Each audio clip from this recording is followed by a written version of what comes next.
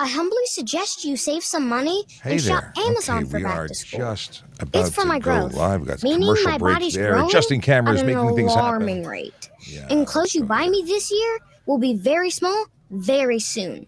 Plus, the clothes I love today will be out of style tomorrow. Making it perfect. But at Wanna least make it your perfect for you? wallet doesn't have to be my fashion victim. I think I've got the audio Please shop turned low off prices for for school Jerry items. Agar right now. Hopefully this That's is the helpful. plan.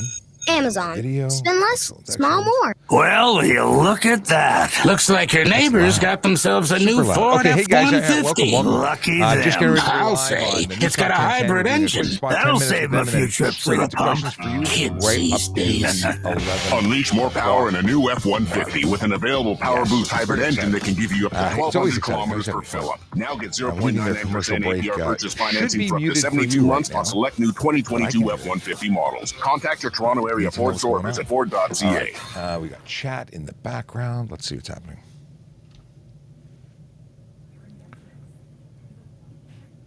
I wasn't doing the hint thing for News Talk, but I hearing you say that, and I was like, yeah, you know what? You don't need those. Yeah, okay. No, it wasn't a big deal. I just figured out which buttons to press and make sure I press them again so the audience on my end can hear everybody when you come back. So I think we're good. We're good now. Good. You are live right now on TikTok, by the way, if you want to say hello. And you're also on Instagram hello. and YouTube, and you're everywhere. TikTok.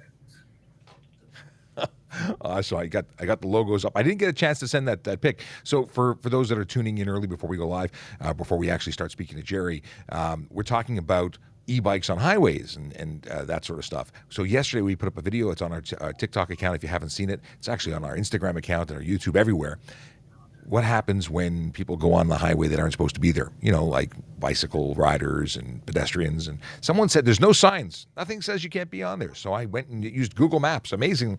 I took a snapshot of a sign. So I'm going to post that for all to see. I was going to do it before, but now we're going to do it after because we're busy now.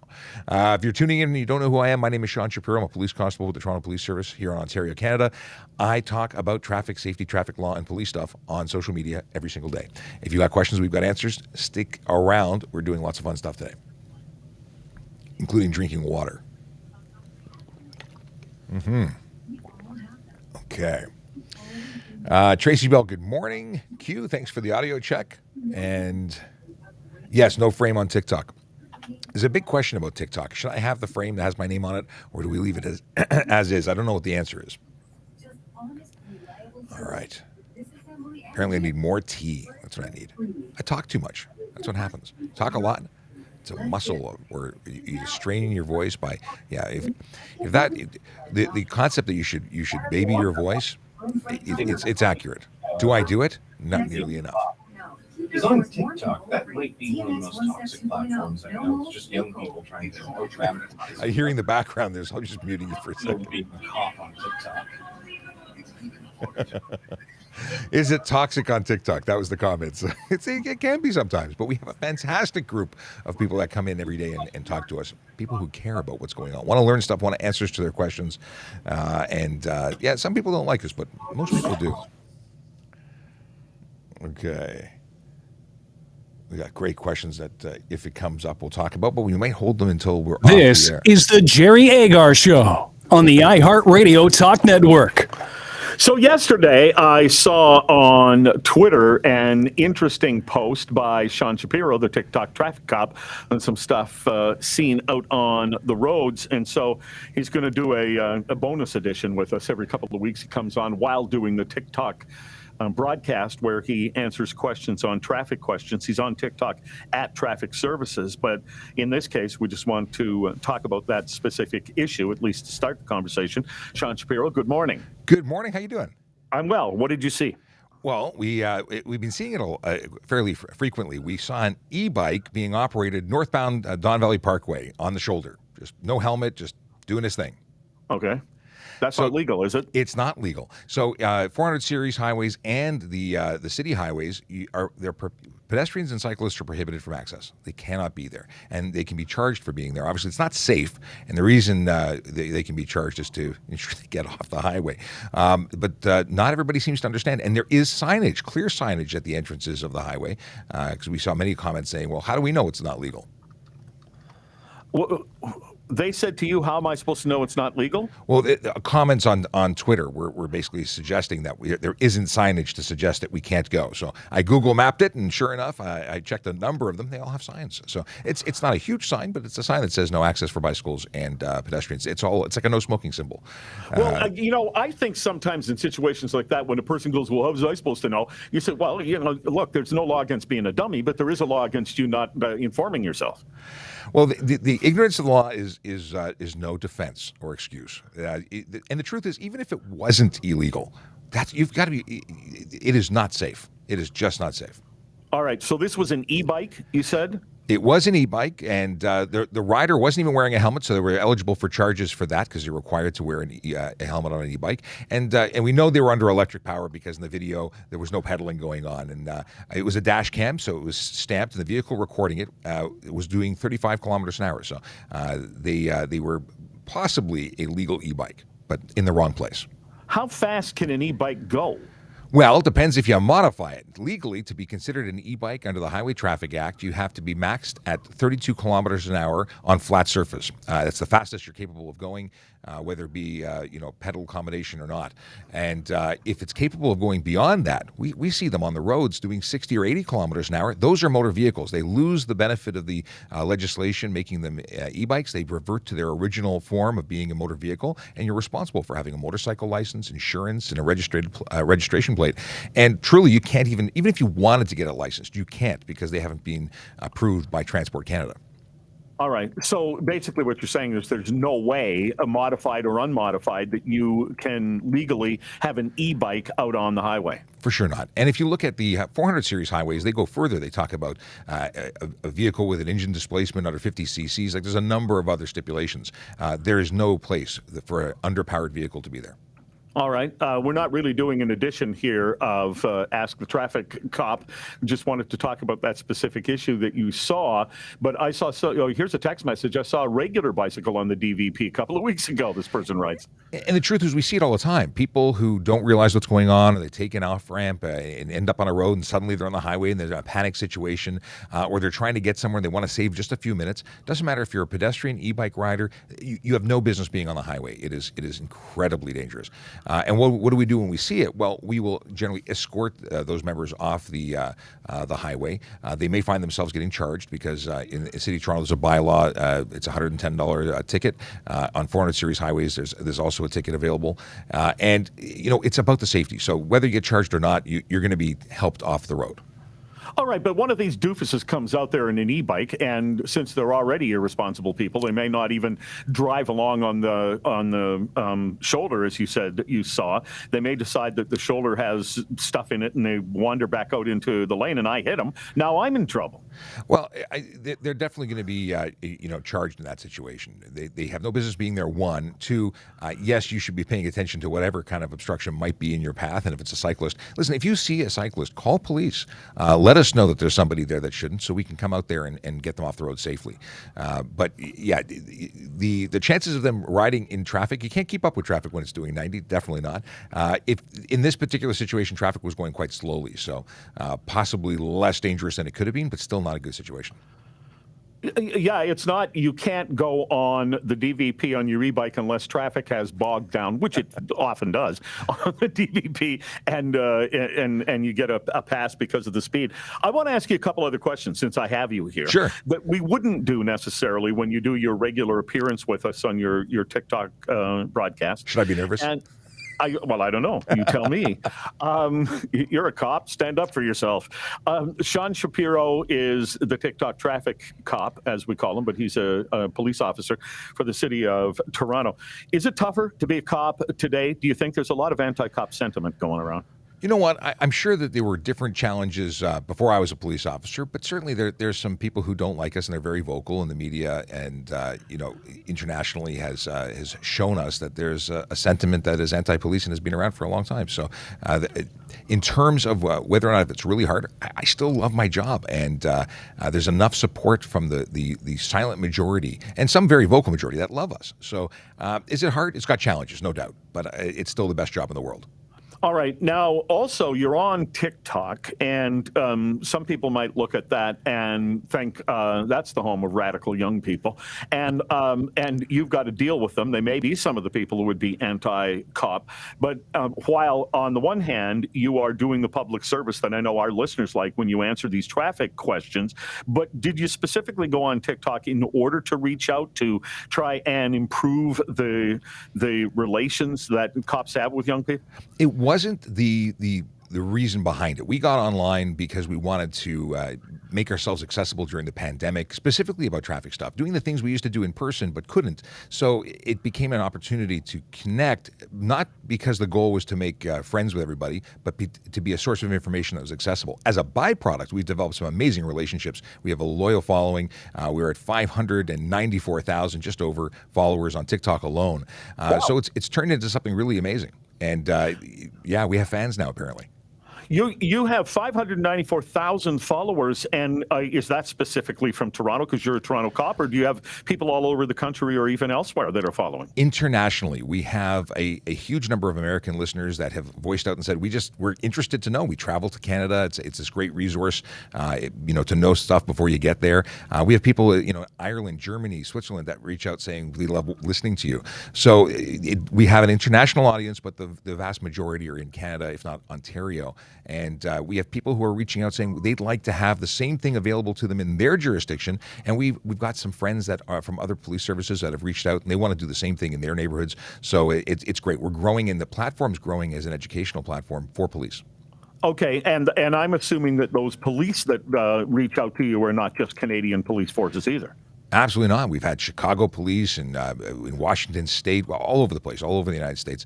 And when I've traveled personally, I've met officers who have either known about us or were interested in getting on board with TikTok and other things we do on social media. Why specifically TikTok? Well, TikTok has got to be the biggest platform right now for growth. It's where the audience is. They've taken over as the number one platform for viewership, even have surpassed YouTube, unless that recently changed, for length of time viewed daily. Long form content, YouTube's the king, but for short form and live video, TikTok's where it's at. We're still on all the other platforms, but the activity, the amount of activity that we see and interaction, nobody else competes. 575,000 followers to @Traffic Services, despite the fact that you're essentially telling people Ontario traffic law. Absolutely, and hey, don't cut us short. We're 594,000. Oh, I'm sorry. Growing every minute. It's really it's quite humbling to think of the fact. Like I go all over the place, and people recognize me as, hey, you're Toronto Police. You're that guy. I see you all the time. That guy. Yeah, that guy on the internet telling you stuff. Some people don't like it. They challenge me, and yes. It's great to have that dialogue. If they think I'm wrong, let's talk about it.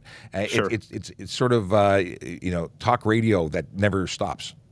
I think it's fantastic that you're doing it, and that's why we hooked up with you. If you sent in a question for Sean today, we weren't doing a regular edition of Ask the Traffic Cop.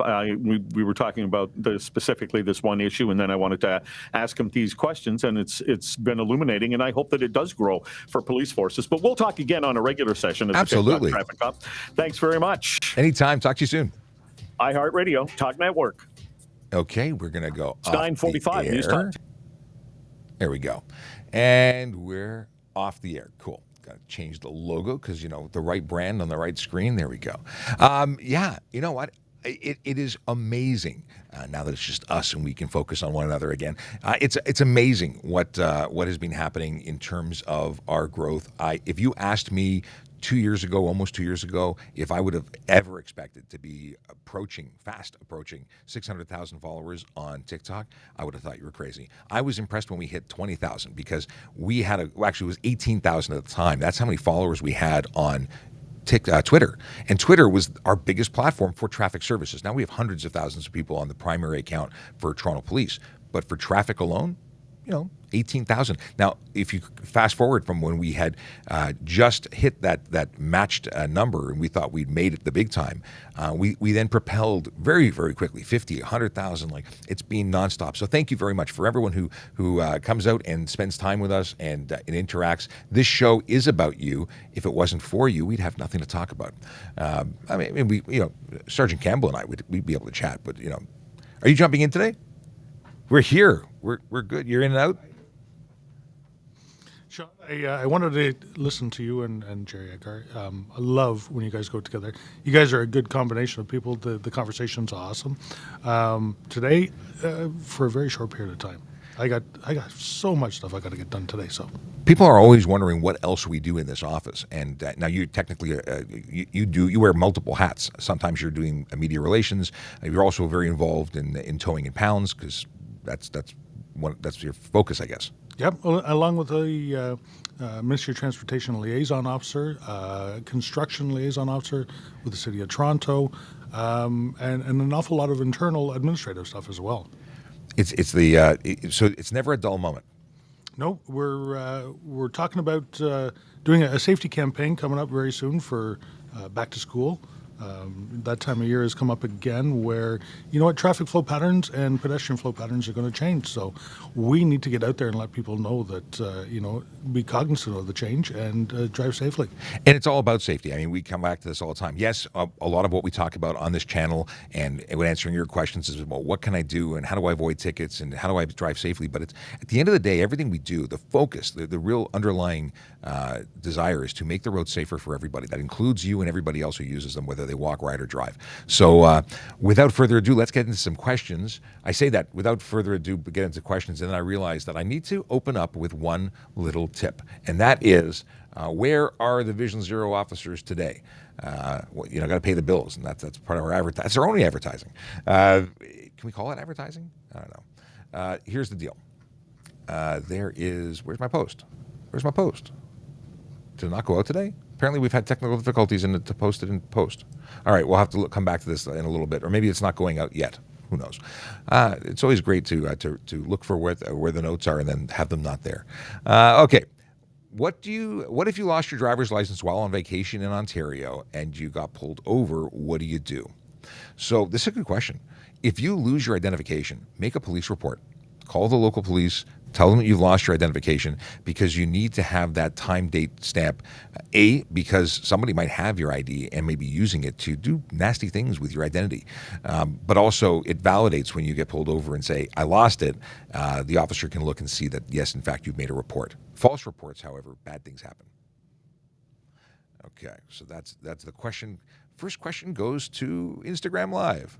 Thank you, Abbott23 Joban. I don't think anyone's ever asked me about lost ID in the couple of years we've been doing this, so you get kudos for that too. All right, we have just a quick shout out to Jacob, who's in here, Tracy Bell. We've got Hugh, Kayla Draconis with greetings and salutations. Pro football craze, we haven't seen you in a while. It has been a long time. Let's see here. We've got Jeremy, who... Jeremy made a comment about he saw the post about the e-bike on the DVP and said that e-bike on the DVP was insane. You know what? I was shocked. I never cease to be amazed by people making poor choices. And e-bikes or pedal bikes or even walking on the Don Valley Parkway, not the best choice. Let's see here. Okay, let's get back into some regular questions. And... can you get a ticket for taking your plate off for pictures? For pictures? Oh, you like removing a plate and then driving around with it, or just taking it off in your driveway? You remove a plate, you can put it back on. As long as you're not operating your motor vehicle on the road, it's not an issue. That being said, if you're parking your vehicle in the driveway, you are required to have a plate with a valid plate on the vehicle in most municipalities. So you could have issues, but generally speaking, we're interested when you're driving to have both plates installed. Removing them for a photo could still result in a ticket. What do we got here?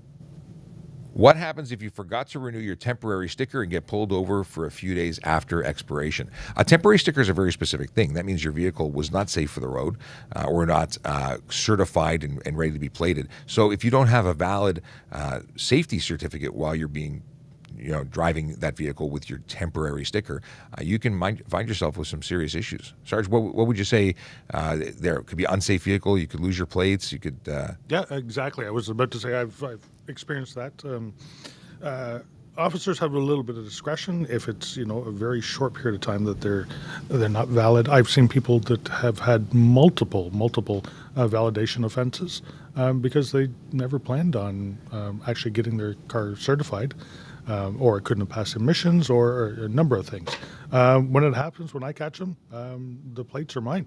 I get to keep the plates, and they get to go through the whole process all over again.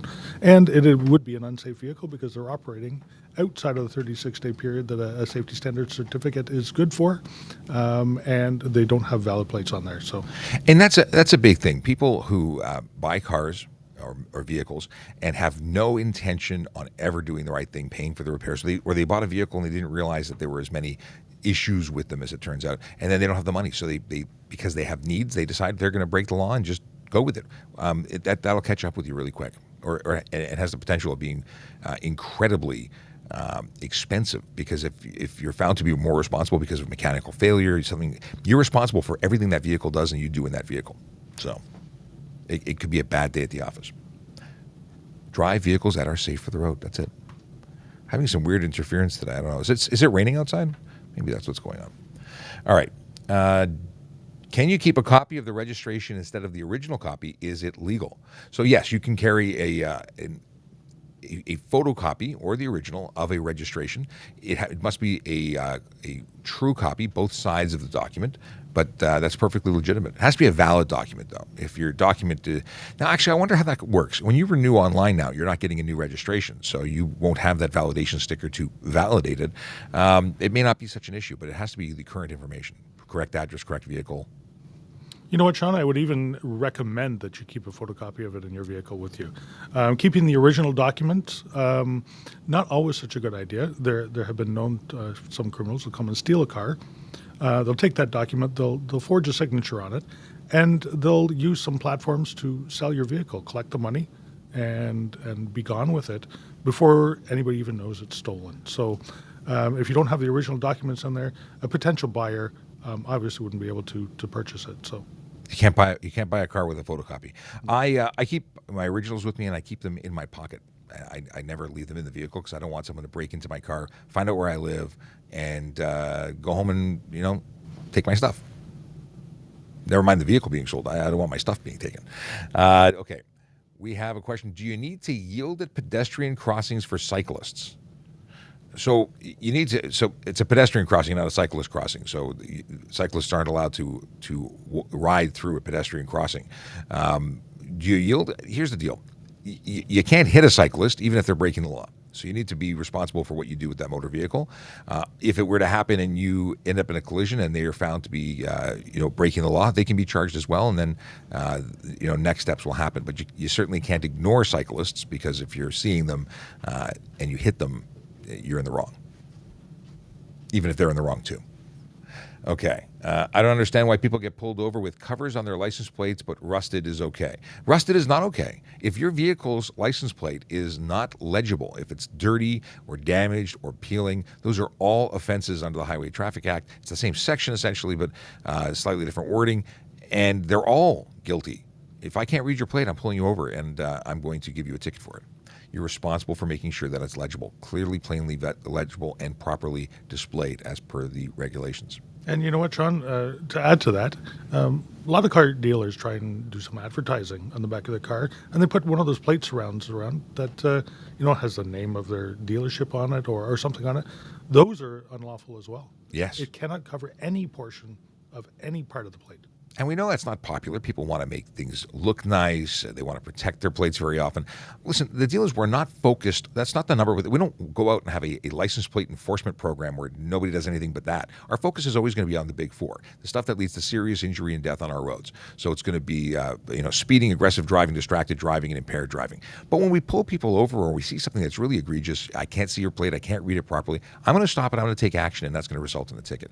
If your plate is clear, has a clear cover on it, we don't advise it. It is against the law, and you might get ticketed for it, but it's not the priority.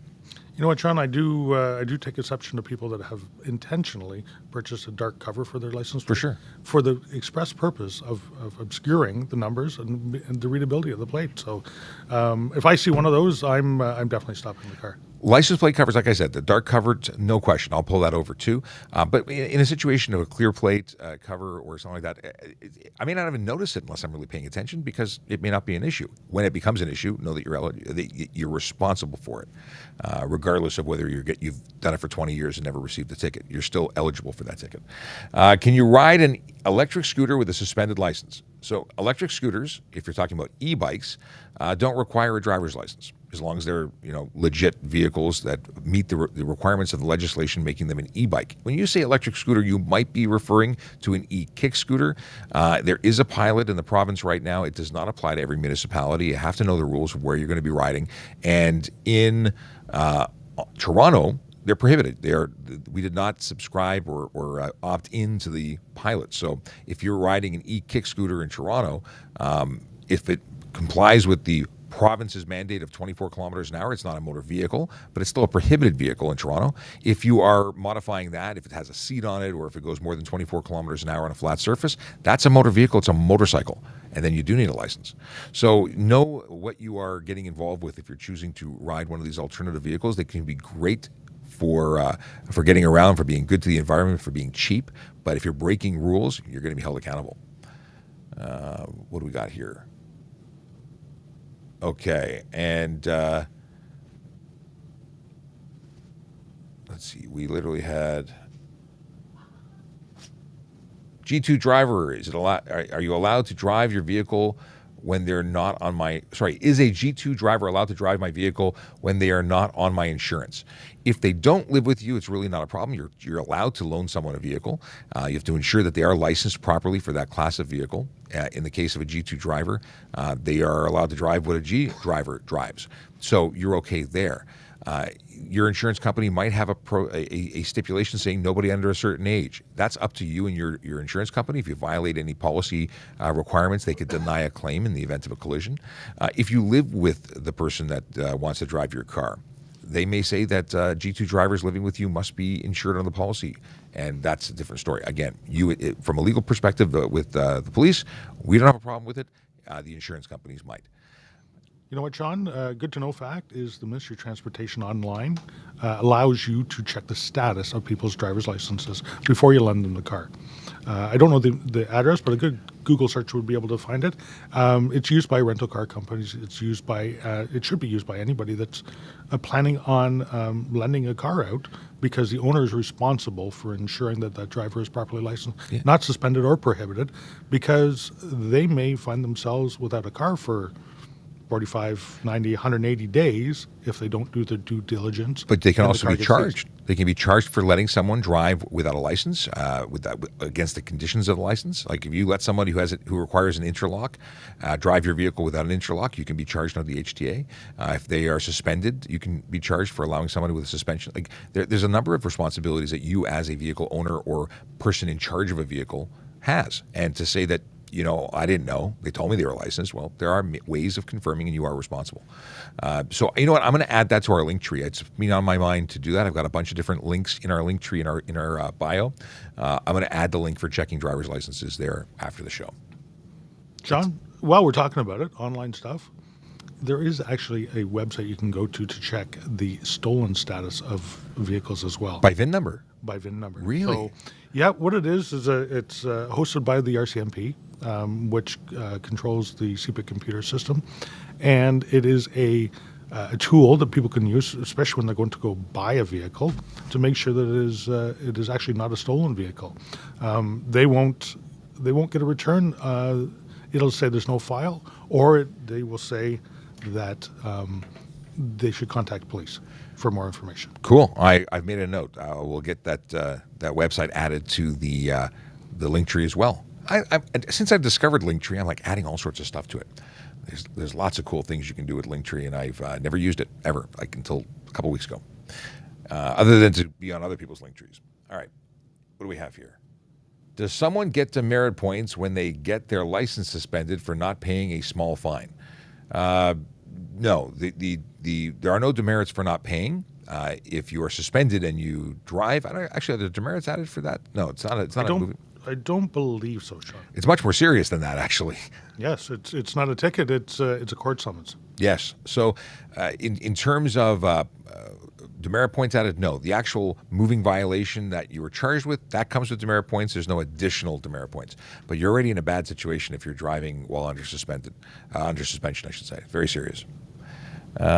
What happens if I get pulled over in a work vehicle and not insured on it?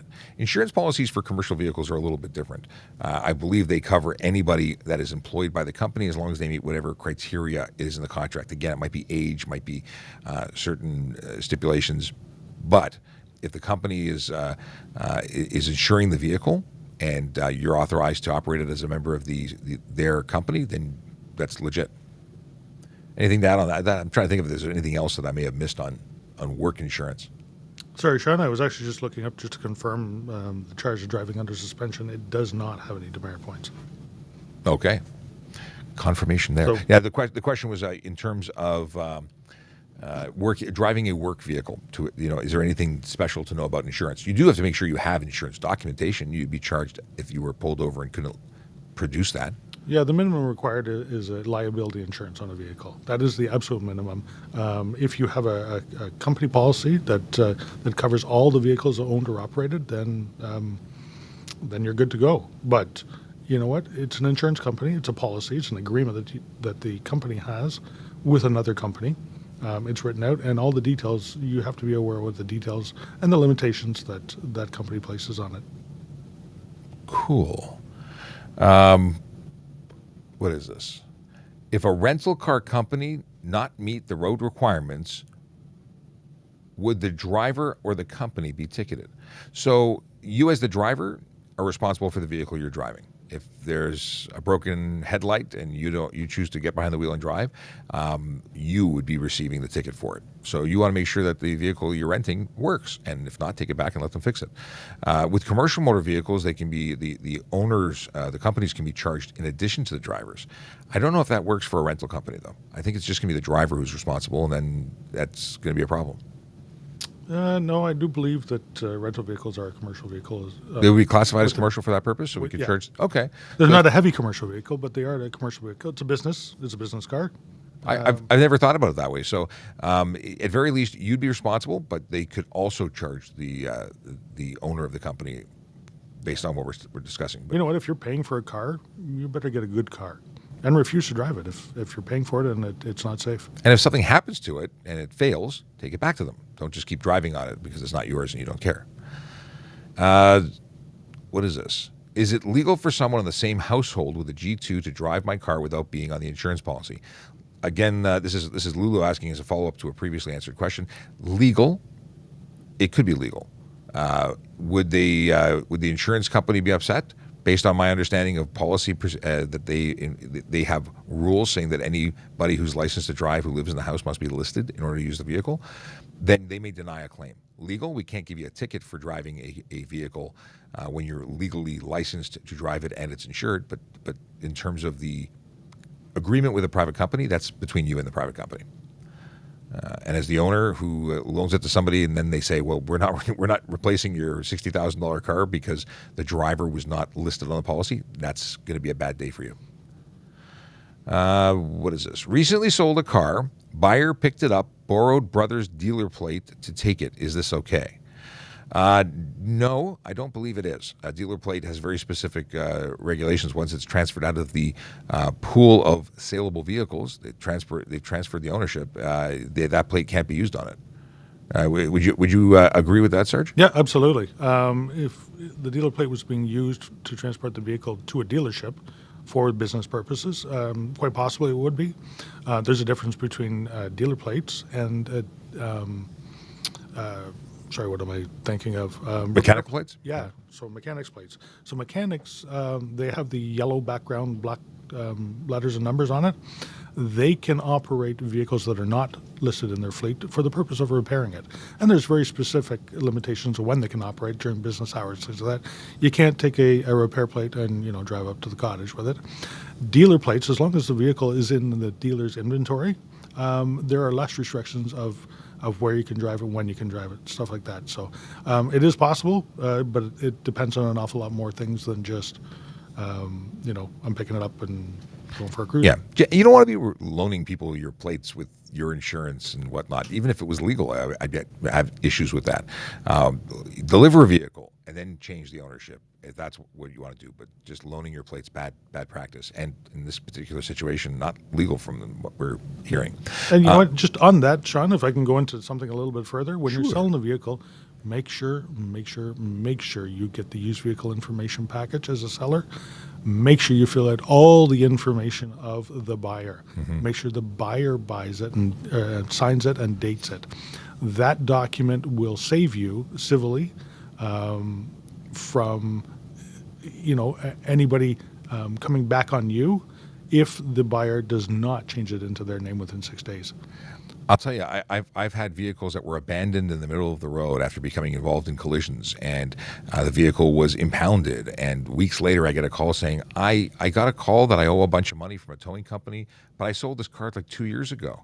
Well, the buyer never transferred it, and the registered owner, the last registered owner, is still responsible unless they've taken steps to remove themselves to ensure that the vehicle was transferred out of their name.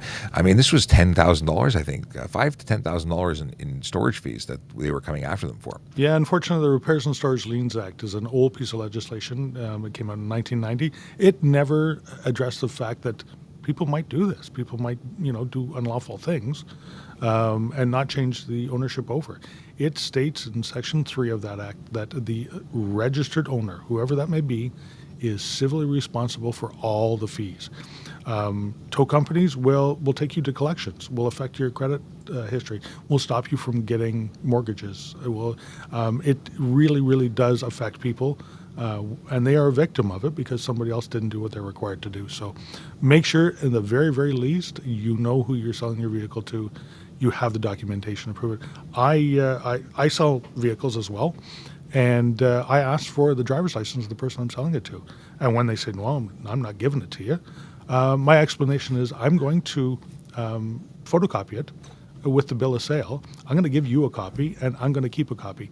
I want to know who you are, because if something happens and you drive it away and you don't insure it, it doesn't come back on me. And if you drive it away and then find out a week later that it's not really my car and it was stolen, then you can come back on me. So it protects both of us. And if a buyer didn't want to do that, I wouldn't sell it. My suggestion is always just go get the plates, exchange or transfer ownership at the time that you're selling it. Meet up in the parking lot of the MTO if you can. Just go and do it together, and that way you know that it's been done and there was no issues. And as long as you're not selling it on the weekend, actually, even in some areas, there are MTOs open on the weekend. Yeah, by MTO you mean Service Ontario. Service Ontario. Yes. So there's options. There's it's all about planning and making sure you protect yourself, because that's what you want to do. Okay. Just for those who are looking at me or coming onto the line and hearing voices, my lips aren't moving. That's because you're hearing the voice of Sergeant Murray Campbell. I am Sean Shapiro. I'm a police constable here with the Toronto Police Service Traffic Services Unit. This is Ask a Traffic Cop, where you can ask us questions about traffic law, traffic safety, police stuff in general. And we do this Monday to Friday, as long as we're in the office, from 10 to 11. Today we started a little early because we did a spot with Jerry Agar on News Talk 1010, which we often do. And we're continuing straight to 11 o'clock, so Eastern time. So if you're watching us and you're trying to figure out who and what, why, that's why. Unfortunately, Sean, I am not sticking around till 11 o'clock. No. In fact, thanks for the introduction, but I am going to have to say goodbye. I do have an awful lot of stuff I got to get done today, so I'm going to continue it on. So thanks for dropping in and spending some time with us. All right. Talk to you later. I'm muting you now. Okay. And now there was one. Or then there was one. Okay. Do you still patrol, or are you only media relations? It's a fantastic question. I am only, is it really an only thing? I am media relations. I'm a social media officer. I was injured in a collision and I cannot go on a road. And I don't know when that will change, but I am having a lot of fun doing what I do. I get to make some very meaningful impact to the community at large. And contributing differently than I used to. But I do miss the road terribly. I get to go out to some events occasionally. Last week on Tuesday, we went to an event where it was not an enforcement event, but I was doing live streaming from the parking lot of a Tim Hortons. Yes, coffee was everywhere, but it was a major event. It was the Community Safety Day, Tim Hortons annual Community Safety Day. So we get to do different things in the community still. But no, I'm not on patrol doing regular investigations. I do get to help train and educate both police officers and civilians when it comes to traffic law, traffic safety, and general questions. But I also help to develop traffic safety campaigns and other goings on in the service in the city. Okay. Just as a reminder, now I'm not looking at the chat directly. I've got the help of friends who are feeding me questions from the chat. I generally have so much going on here and questions on multiple platforms that I don't see it. But I have been told there's a lot of spam and some people who are endorsing some either criminal or dangerous activity. So please don't do that. If you're doing it to get a rise out of me, you won't, because I'm not reading your questions. But I'm being told that you're doing it. All right. What do we have here? What is the license required to drive a three-wheeler trike, Can-Am Spider trike? So if you have a motorcycle license, you can drive those. That's the all-encompassing M license. There are some designations that would prevent you from riding a motorcycle but allow you to ride a trike. I can't remember the letter designation, but there is a trike only. So if you have never driven or ridden on two wheels and you wanted to get qualified, you could take up to the trike requirement, not the two-wheel requirement. You would be restricted to only riding trikes. I question whether or not I want to ride a trike. I've looked at them. I haven't test driven them. Somebody went early on when we were going live here on TikTok. They messaged me and said, "Hey, I'd love to give you the opportunity to ride a trike, because I haven't been riding since my crash. I was a motor squad officer. I was a full-time member of the motor squad. I was riding a motorcycle for 10 hours a day, and I loved my job incredibly. So what's the reason for me saying that? Well, I haven't been on a motorcycle since, but I want to, but I don't know if I can do it because of my injuries. So the fine gentleman said, I will come by and you can ride my bike. We've never taken him up on that, but it was a very nice offer. So motorcycle license, anything that is classified as a motorcycle, but there are three-wheel designations that limit you to only three wheels. Can officers see your convictions even if you've been pardoned when running your plates? So if you're talking about convictions under the Highway Traffic Act, yes, we can. When it comes to pardons, we might need to make applications to see old information, but information never really goes away. Pardons would show up as a pardon. They don't disappear. If a car is towed for stunt driving, is there a set max for car storage fees? No. So if your car is towed for stunt driving and you choose not to claim it, the per day fees that they would accrue would continue to accrue. They will not release it for 14 days, but if you take 30 to get there, you're on the hook for 30 days of storage. So there's some responsibility on your part to make good on getting your car out of hock. It's not really in hock, but you know what I mean. Okay. Comment that I'm a great well, I'll quote. I was changing tense. You're a great representative for cops around the world. You're connecting to people and serving. Well, thank you very much. Do I have to go through a school to get my D-class license, or can I just take a test and drive? I don't know. I don't know if you need professional training or if you can just take the test and challenge it.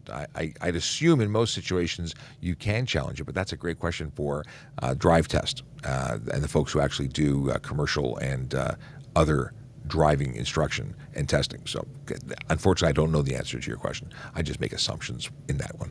I don't want to send you with bad info. I'm thinking of buying a right-hand drive car. Is there anything I should be worried about?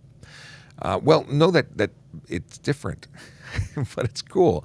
They're not illegal. If your vehicle is so old, if the right-hand drive vehicle is so old that it doesn't have functioning turn signals, you would need to have a placard installed in the back that identifies the vehicle as right-hand drive. And what's interesting about that is because, you might be required to use hand signals, and the driver behind you won't know what window to look at to see those hand signals. So that's why you need a placard. Otherwise, if it's a modern vehicle with signals, you don't need to, assuming everything's working. All right. But very cool. That vehicle has to be more than 15 years old to be imported into the country without a conversion. Why do buses stop at rail crossings, and do cars have to stop on next lane or just behind? So because you can't drive through a bus, you need to stop behind, but you're not required to stop beside them. They have a requirement as a bus to stop at railway crossings, and it's for safety. You got to make sure nothing's coming because the vehicle's so long that if they don't check, look, and listen, they could find themselves having the gates close on them or being struck while they're still crossing. So there's reasons behind it. What is this? If I have a right-hand side driven car, will I be fined? No. I think we covered that, sort of. What do we got here? So I'm reading ahead. I'm catching up. Lots of messages. Rob Baker says, hello, Constable and Sarge. See, I'm already late to the party. If a motorcycle is doing 330 kilometers an hour, do police still try to pull them over? 330 kilometers an hour goes beyond the speed of our vehicles. But we might phone a friend, like with a helicopter or a plane. We don't just ignore it. It's definitely that vehicle is going to stop or slow down at some point. And we're going to be trying to ensure we catch them. But it's chestnut checkers, right? What do we got? Is it allowed to video record police officers on a traffic stop or in public places? Yes, it is.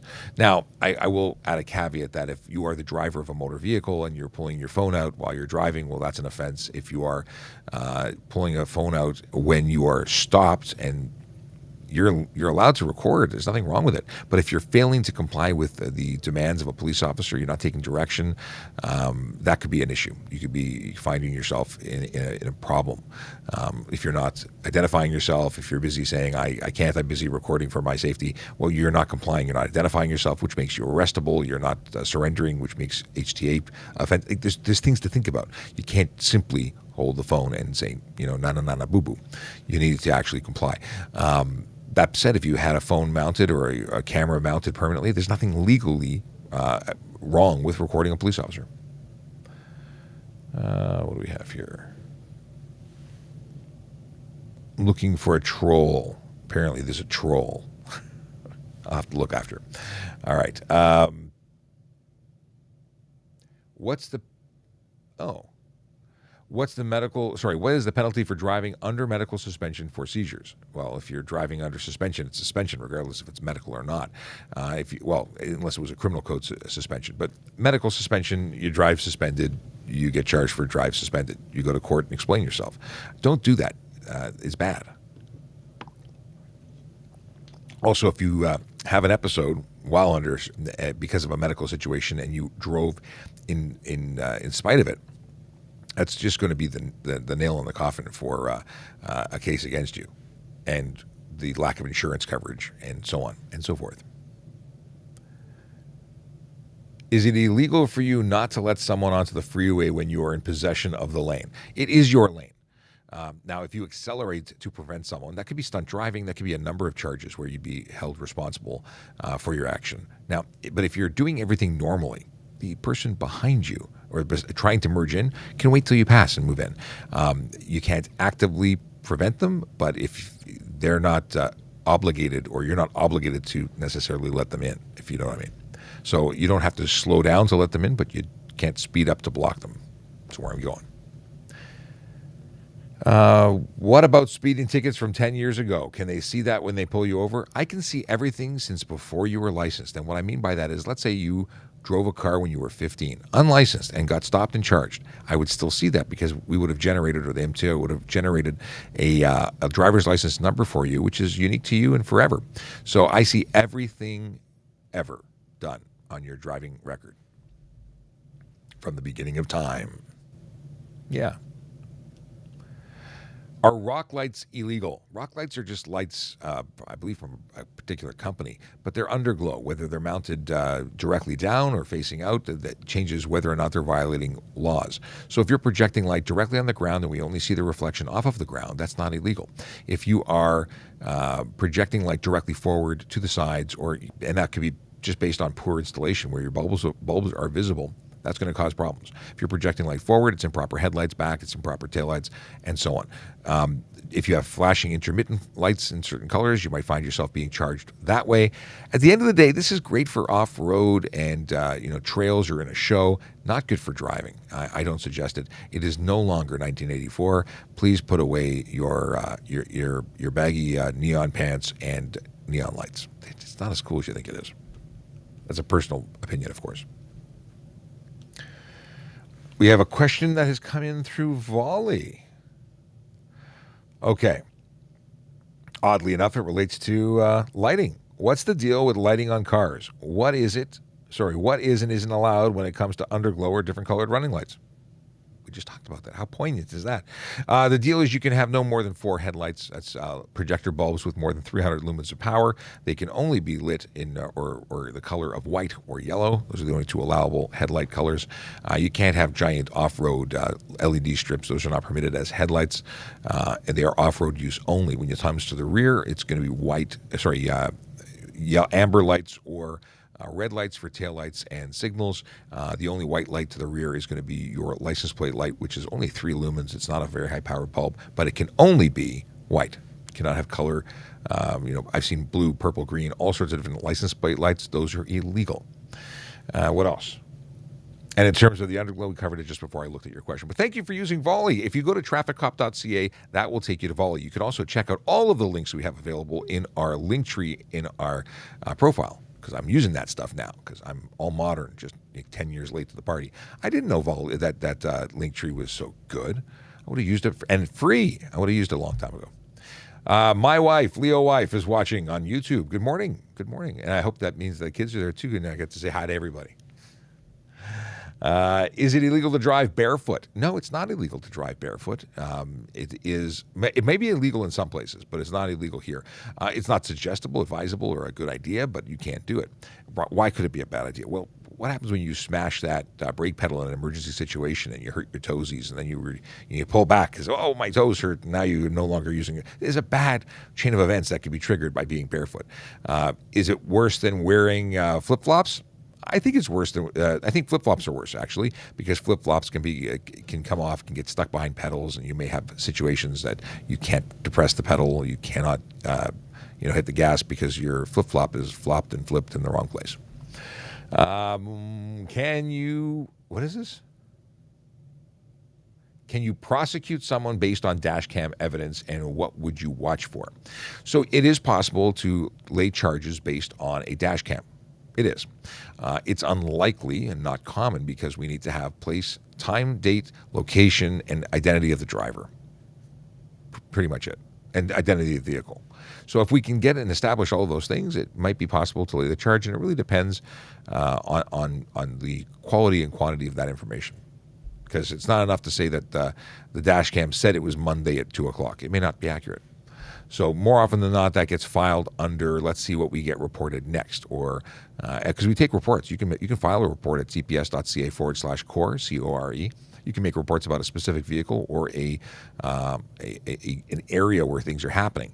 And it is possible when we create that actual report, when you make that report, it gets filed. Well, when I stop that vehicle next week and it says it was observed on Monday the 27th of whatever, driving on one wheel, and I see that they were just driving on one wheel, well, I can do some attaching the dots, connecting the dots there, and it does help out the case, even if I didn't get to lay charges solely on the first report. Okay, moving on. What is this? Okay, we'll play with this. I see. All right. What is this? Oh, are we allowed to put our front plate on the dashboard? No, that's not a legitimate location.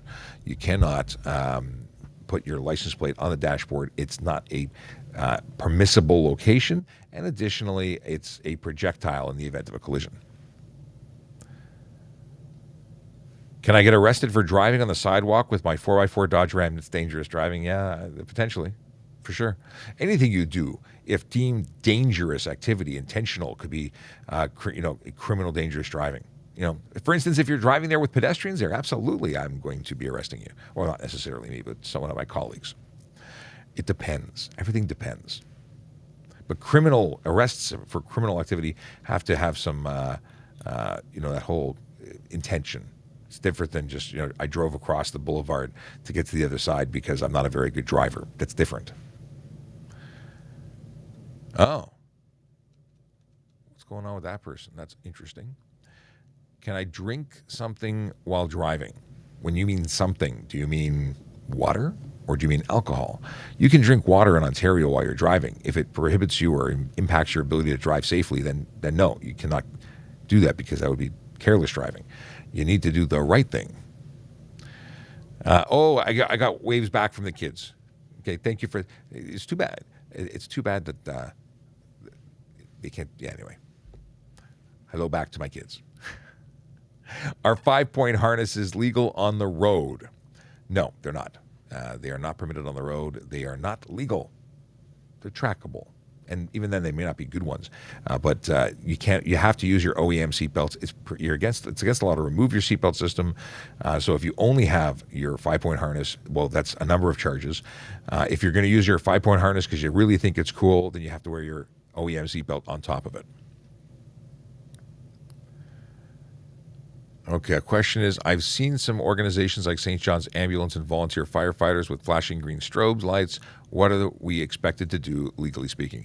So that's a great question coming in from Twitch. The answer is that volunteer firefighters are the only people who can use those flashing green lights.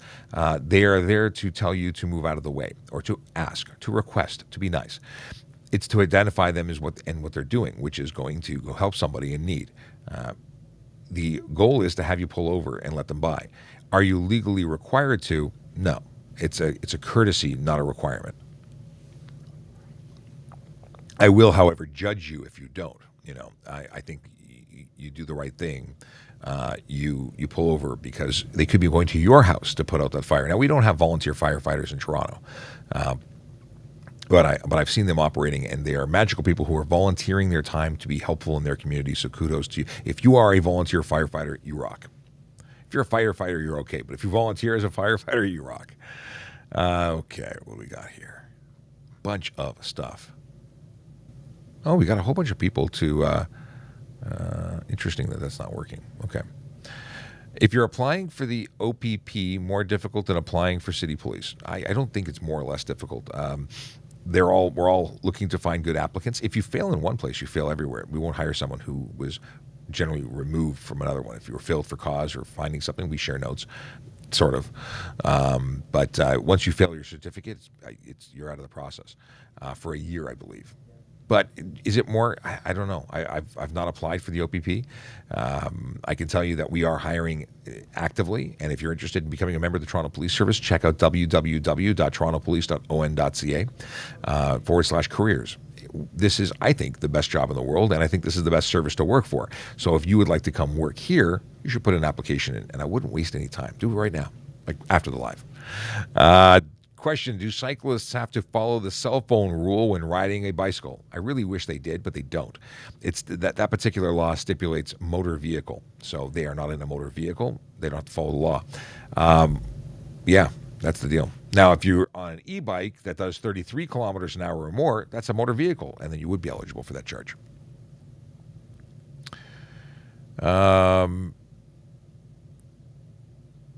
Okay. Is it illegal to make a U-turn at the lights? If it's not signed otherwise and it's safe to do so, then it's not illegal. Of course, it has to be a green light. People do some really silly things. They're under the impression that you can make a U-turn on a red, which is not the case at all. And I would love to charge people if I would love to charge people for doing that. U-turns are dangerous to begin with. That's why we generally don't allow them in many places. So there's a whole bunch of places you are prohibited from ever doing U-turns, like on a crest of grade or a curve where there's no visibility, within 30 meters of a rail crossing. I actually I've seen video of somebody doing a U-turn in a rail crossing because they were especially not smart. Then I've seen, you can't do it at a bridge, what's it called, viaduct, tunnel. The idea here is if you can't see, you shouldn't do. Has to be. You're entirely responsible for your activity when you do that. Can you talk a little bit about red light stop protocol? When are you liable for a ticket?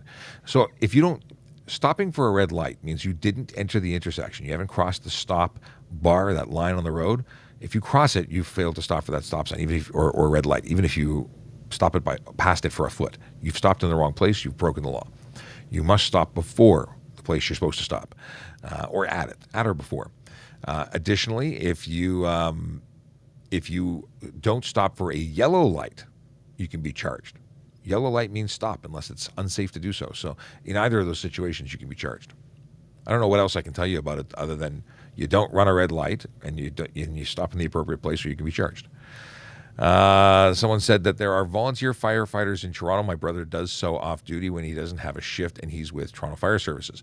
That's volunteering for a shift, but he's paid as a firefighter. There's no volunteer firefighter like I, as a police officer, don't put on a uniform off duty and go fight fires as a volunteer who's unpaid. There are entire fire departments that are volunteer. They have like a full-time chief or a couple of firefighters that are paid, and everybody else is volunteer, not paid. Not that they say, I'll help out. We have auxiliary police officers. They are volunteers. They come out and help us with events. They don't get paid. They are volunteering. But I don't believe that there's any firefighters in Toronto who come to work on their days off to work for free and volunteer. Peter Ross, good morning, my friend. Coming in from Facebook, good to see you. We have a question of, can I take my 8-year-old son on a motorcycle as a passenger? If your 8-year-old is capable and responsible enough to hang on, that's a big thing. And more importantly, can they touch well, actually, I don't know if it's more important or less important, but they're both important. They have to be able to touch the floorboards or passenger pegs in order and sit safely and not fall off. The pegs are the requirement. The other one is less a requirement and more a suggestion so that they don't die. What do I do if a stop sign is set too far back and I can't see the oncoming traffic? Stop at the stop sign. You can then roll forward to the edge of roadway so you can see. You've stopped for the stop sign at that point, and you still have to enter that roadway or crossing safely. So you stop where you're supposed to stop, and then you can move forward. And if you look at the wording for stop sign, let me read it for you exactly, because there are magical wordings. They give all the actually they don't always give all the answers, but for this conversation, I know it does. Highway Traffic Act. It's going to be stop sign. So it says, every driver or streetcar operator approaching a stop sign at an intersection shall stop his or her vehicle or streetcar at a marked stop line, or if none, then immediately before entering the nearest crosswalk, or if none, then immediately before entering the intersection. It's in that order of operations. More water needed. Okay. What do I do if a stop sign? That's why I just covered that one. Why are clear see-through plate covers illegal? Because you're not permitted to cover your license plate at all. Also, some of them appear to be clear and have polarized lenses to prevent tolls being charged. Truth is, you cannot put anything in front of your license plate. You cannot put a frame around it. You cannot cover it in any way, shape, or form. And that is all. That's as simple as that. It's not that certain tints are allowed and certain tints are in certain colors. It is you cannot obstruct your plate. And an obstruction is any covering. Can I drive a motorbike on G license? No, you may not, at least not on the road. If you're driving a dirt bike off-road, it's off-road. You're on a track, no license required. Private property, no license required. If you're riding on the road and it requires an M class license, M1, M2, or M. There's also other designations for different types of vehicles. Low power, there's some conditional licenses, but that's the big thing. M for motorcycle. Okay. On a green light, do pedestrians have priority, or do cars have a priority for turning right? So, if you're turning right you're making a turning motion, you need to yield to pedestrians lawfully entering or on the crosswalk. So if they're about to enter, they're walking in that direction, their foot is extended, you have to yield to them. You cannot interfere with their ability to move. If they're 10 feet away, then they need to be looking both ways before they enter the roadway. And if you're already in the midst of turning, they have to let you turn. They'd be interfering with your movement at that point. So it depends. You have to do movements safely, but you are responsible for making all turns or any movement safely, completing it, not just, willy-nilly, I'm going because I want to. It's all about traffic safety. Not to make light of it, it is all about traffic safety. If you are going to turn in front of somebody that is a pedestrian and about to cross or crossing, it makes sense that the giant vehicle should stop for them so they don't hurt or kill them. It shouldn't be yeah. This is why we take driver's license tests and have handbooks and so on. It's important to take care of our vulnerable road users, bicycle riders, skateboarders, even though skateboarders technically shouldn't be on the road. Look out for your people in your community. This is our friends and family. We care about the people on the road. You're in a car, you can wait a few seconds. Yield to the people who are illegally crossing. Wait till they're past your half of the roadway. In a crosswalk, if you're talking about a pedestrian crossover, wait till they're completely off the road. And in a crosswalk situation, if there is a crossing guard present, you must wait till they're completely off the roadway. Okay. If someone is 14 and driving a four-wheeler over a 90cc, is it illegal?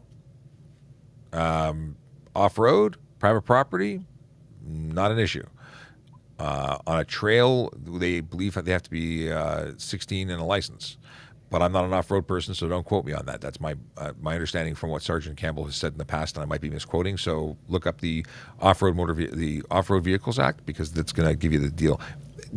If you don't know, don't ride. Simple as that. Private property, however, there's no rule there.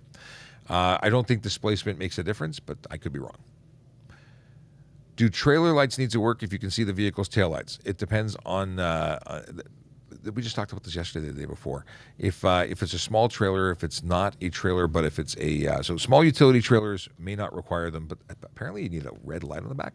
We'll have to come back to this. That's a Sergeant Campbell question, because no matter how many times I've talked about small trailers and off-road vehicles, it's not my forte. What do we got here? So who's going to pay for my new plate when it rusts or peels? You will. Simple as that. You're responsible for replacing them, even though you don't own it. Now, it's covered under a 5-year warranty. If you keep track of how they're doing, every 5 years you could take it while it's under warranty. If it's failing, then it would get replaced, not not on your bill. But if you don't take care of it, or if it's past 5 years, you are going to pay for it. Okay. Hello, Sean from Crystal. Hello back. Lulu says, does a police officer get commission for issuing a ticket? I really wish we did, but we don't. There's no nothing. There's no benefit other than we're doing our job and keeping the road safe. Okay. Bruce says, sorry, I'll be quiet this time. Thank you. Why, Bruce, why would you be quiet? I don't see anything else that you said that would prevent you from speaking. Why don't you speak? It's good. Ask questions if you got them. What is this? When is it ever right to refuse identification? So if you're just walking down the street and I just walk up to you and go, hi, can I have your ID, please? You don't have to give me your ID. You're not operating a motor vehicle. You're not riding a bicycle, because under the Highway Traffic Act, you would have to. Hopefully, I was able to save it. No, we back. We lost TikTok for a second there. Battery management issues today. Must be having. No, I think we lost connection. Trying again. Let me see if I can recover this. Hopefully coming back. I don't know. We might have lost TikTok due to a battery management issue. Can you see me on TikTok? Is TikTok working? Bruce says, I said a lot yesterday. That's cool. Okay, we might have lost TikTok. People are still joining, but it says no connection. If you can see me on TikTok, please let me know.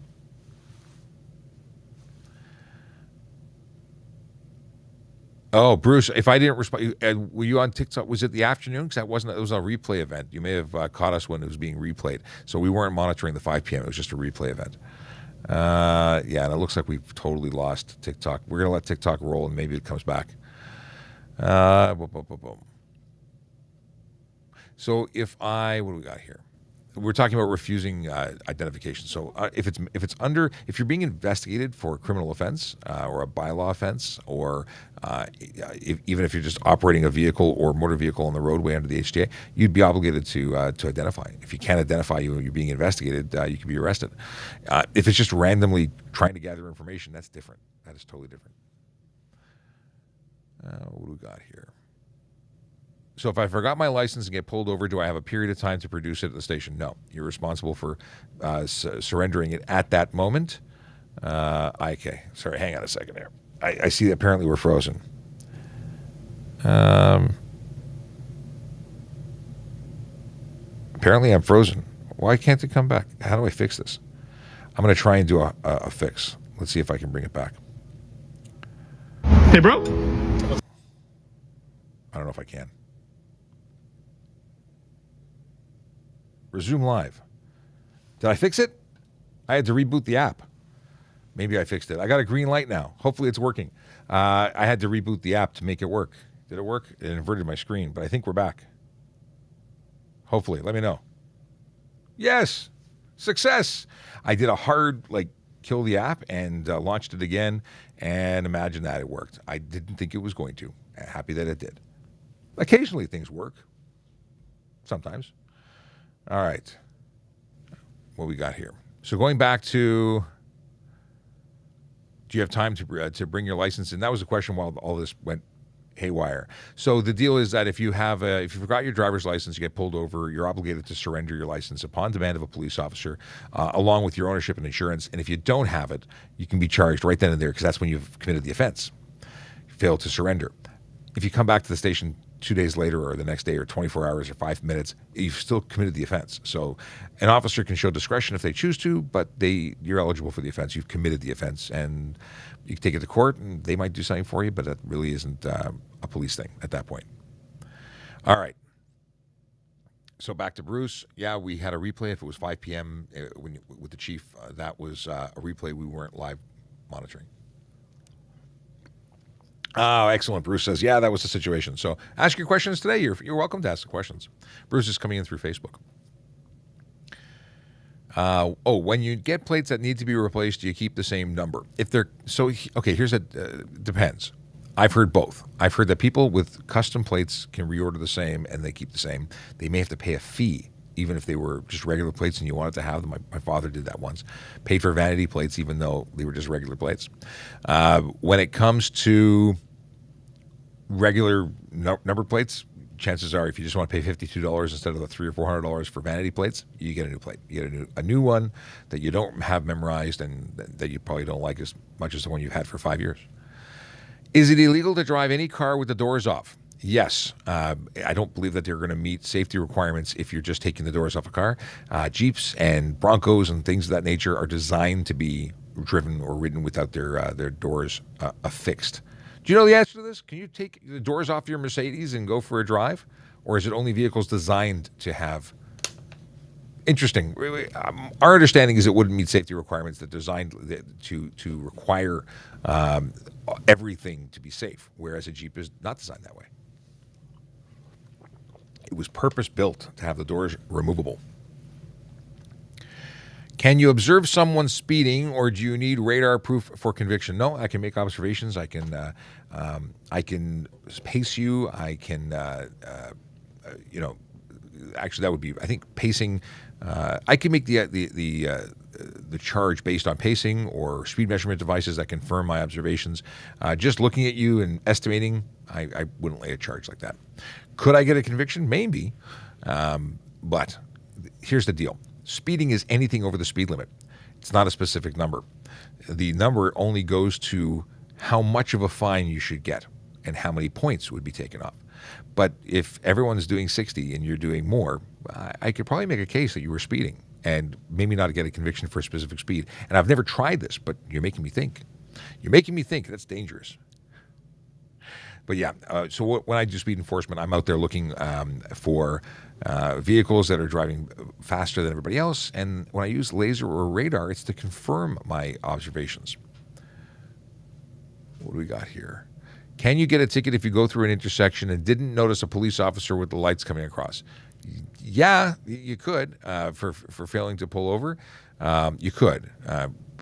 Depends on what happens if you're going to, but it certainly the whole thing is you're required by law to pull over to the nearest curb or edge of roadway.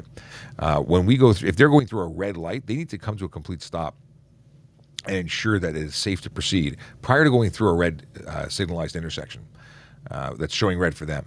So chances are you'd all figure it out, and we'd really hope that you're paying attention enough to see the bright flashing lights and listen to the siren when you're driving. But you think things happen, and so you could be charged, but not necessarily would be. Is it illegal to drive with a vehicle? Oh, is it illegal to drive a vehicle with a hood on that obstructs side vision? A hood? How do you obstruct side vision with a hood that's in front of you? I'm not really sure what you're going at, but if you have obstructed view, if you can't safely operate that motor vehicle, then certainly it's drive motor vehicle with driver's view obstructed, I think is the wording, somewhat similar to that. In any case, yeah, if you can't see, then you shouldn't be driving it, and you could be charged. It could be taking plates off for unsafe vehicle at that point too. Interesting. Seeing a lot of people with no front bumpers recently. Can they get pulled over and ticketed? Front bumpers are required pieces of hardware. They're there to protect pedestrians. Oddly enough, people don't think that bumpers protect people, but they protect you in a collision, and they also protect pedestrians and cyclists and vulnerable road users. If you were to hit someone without a front bumper, chances are they're going to be able to fall under the vehicle and get even more seriously injured. So yeah, it's not legal. It would be unsafe if you don't have that attached. All right, let's have a look and see what's going on. We got a bunch of conversation in here.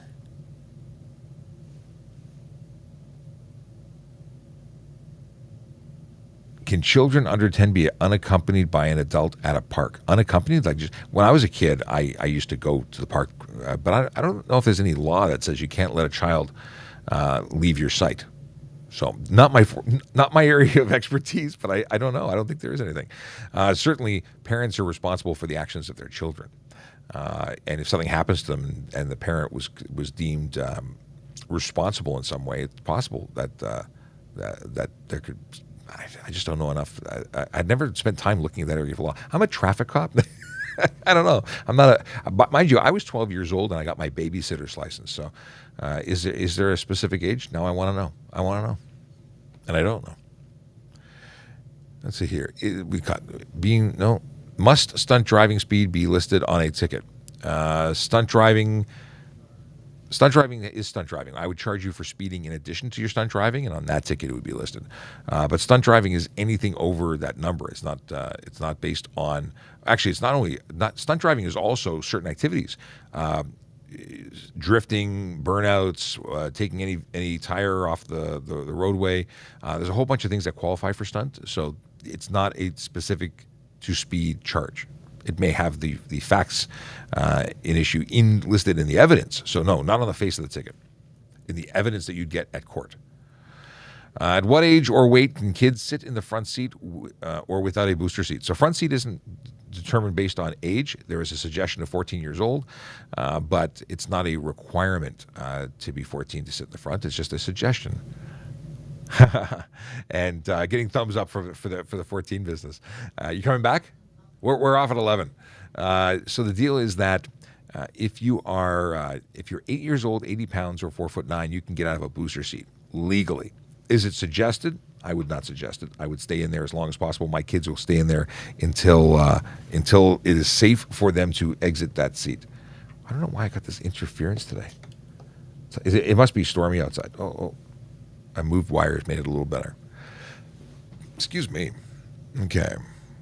What are the laws about radar jammers? Radar jammers are the same as speed measurement warning devices. Anything that prohibits or interferes with police being able to measure your speed and enforce the laws in terms of speed is against the law. 2 demerit points, $170 ticket. We have full right to search and seize the equipment in your vehicle and or the persons inside the vehicle. So if some people get out of their cars, put the radar detector in their pocket and go, na woo woo, you can't find it, but we can search you too. It's actually pretty awesome that there's that much authority provided in regards to this by under the HTA. People think they can get away with things, and they don't have they can't. They can. Oh, you know what? Interesting. Q, I think I know what the answer is to that. Audio. Advanced options. That's what I have. There's a horrible feature in this software that I noticed, and it will it changes the way the mic. It's auto gain control. I had it turned off for a long time. Let me see here. How about now? We'll see. We'll see. Let me see if I can up it. How about that? Any better? Hopefully better. Auto gain control. We've I meant it, and thank you for bringing it up because I really need to. I needed to do this. I was noticing in the video yesterday that our volumes were being boosted and dropped. Too much gain? Okay. We'll try and find the sweet spot to make it right. All right. It was either too soft or too good or not good enough. I hear the ambience. Okay. Well, I can't do much about it. We're gonna keep going. BAC for each class of license. Well, 0 is for anyone learners or even a G who's 21 years old. 0 BAC, blood alcohol content. When we talk about we talk about when you have your full license, you're legally permitted to have some alcohol. You can have up to 0.049 before you get a suspension. So 0.05 BAC is going to get you a suspension, and so anything will get you if you're under 22 or have a learner's permit. But if you are 22 and above with a G, then you can have up to at 0.05 you get suspended for 3 days on your first fail or warrant, I should say. 0.08 is criminal. You're going to get arrested, handcuffs all around. Okay, smoking a cigar while driving. Not, did we lose it again? Now it's 10%. What is going on with today's business? Oh, we're back. Okay, apparently it wanted to tell me that the battery is going to die real soon. Some days I got battery for days. Today, in the case. Okay, but we are going to be done in 9 minutes, and hopefully the battery on TikTok will allow me to keep it going. And just a little tidbit about that. I have spent all sorts of, look at this.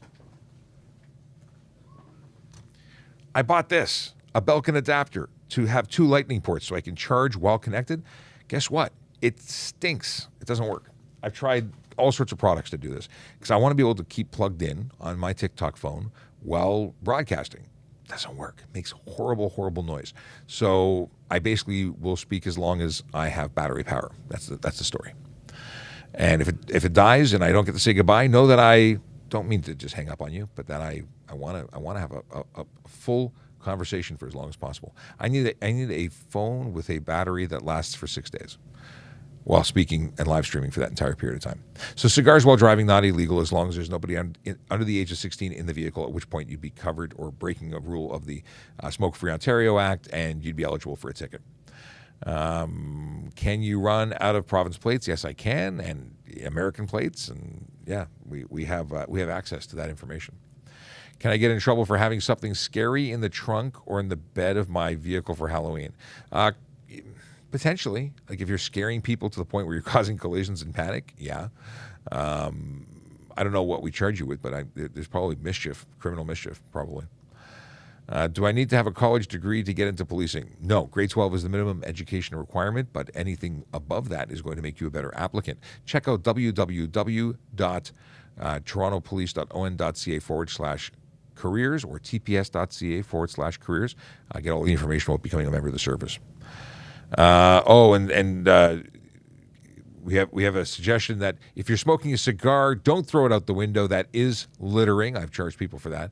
And what is this? Yeah, riders don't appreciate it because I've been hit with them. Cigarettes as well. Doesn't matter if it's a cigar or cigarette. Don't throw it out the window. Don't litter and don't hurt people. They are quite uncomfortable, and you might make a new frenemy or enemy. Maybe it'll end badly. Okay, what we got here? I think we got it covered. Let's shift out of discussions here. Let's just talk. No, can I have camouflage, bluish tint, which does not obscure vision, and will pass? So if you have camouflage, or I think you're talking about chameleon tint. No, you can't have reflective tint. You can't prevent people from seeing inside your vehicle.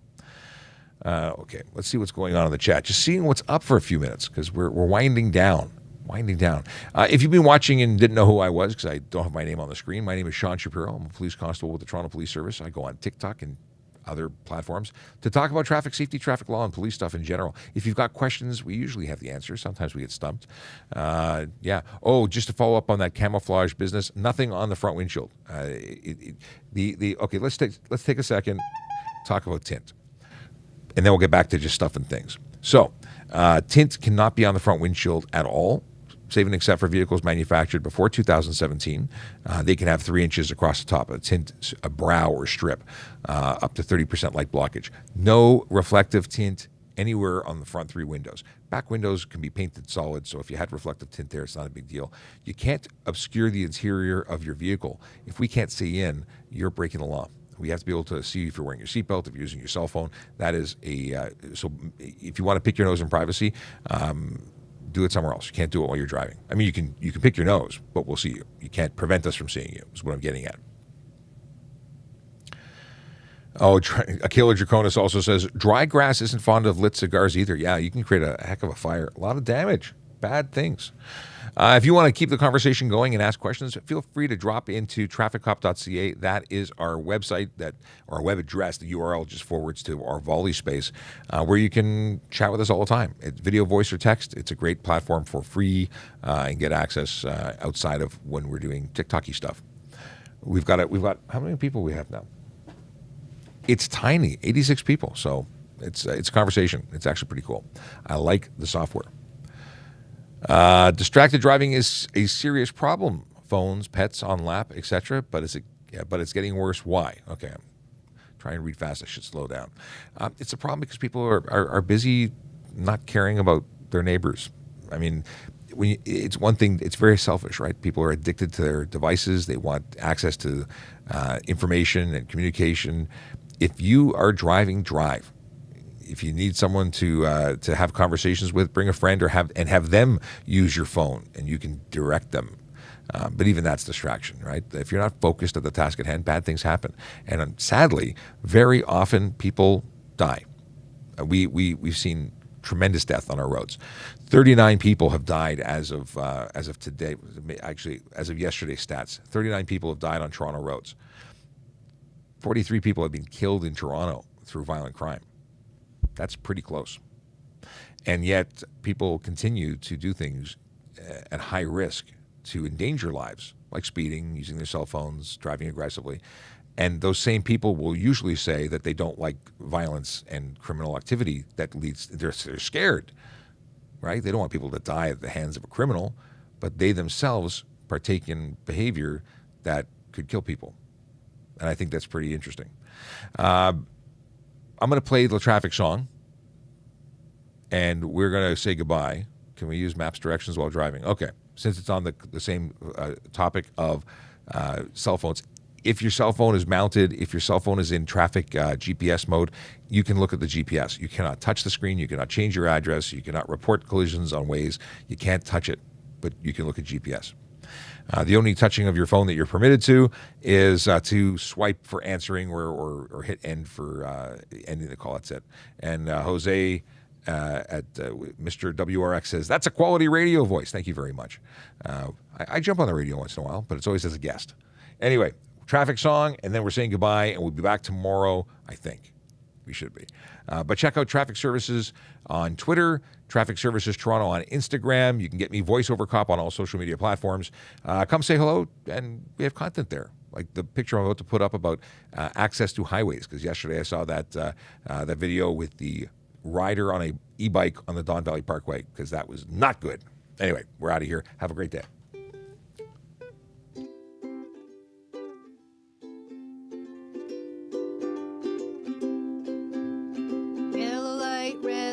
Green light, go. Driving safely helps the traffic flow. Watch for pedestrians, look out for bikes, and don't drive like a jerk that no one likes. Yellow light, red light, green light, go. Driving safely is the way to go. Put down your cell phone, nobody needs you to text and drive on the DVP. Yellow light, red light, green light, go. Stop at stop signs, look both ways, then go. Seatbelt, save your life indeed. And watch your driving. Don't speed, yellow light, red light, green light, go. Driving safely is the way to go. Don't drink and drive or smoke some weed, because you might go to jail and not get free. Yellow light, red light, green light, go. Driving safely helps the traffic flow.